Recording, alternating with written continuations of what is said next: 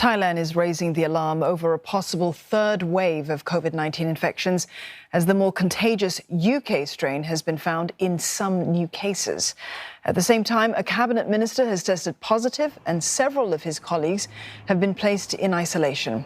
There's also been a sharp increase in infections over the past week.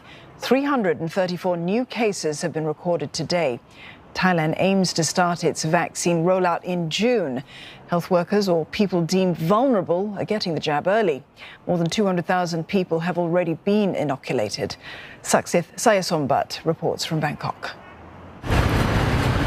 Thai health officials have discovered that variant B117, also known as the UK strain, has been behind a recent surge of COVID-19 cases in Thailand, particularly here in the capital of Bangkok. This strain here is more contagious than the regular strain, which explains the rapidly rising case numbers over the past few days. The majority of the nearly 300 cases come from here in Bangkok, in particular at nightlife venues such as bars, clubs, karaoke places and such. The city has already ordered a 2-week closure of almost 200 such places in 3 different districts. This comes after several cabinet members are going to isolate themselves for 2 weeks after they had encounters with other positive cases in the past few days. Most prominently, Thai Transport Minister Saksiam Chitchop. He has been tested positive on Wednesday. He is the first Thai cabinet member to do so. Like other ministers, Mr. Saksiam has received his first vaccine shot in mid-March and hasn't received his second shot just yet. So this infection comes at a very inopportune time.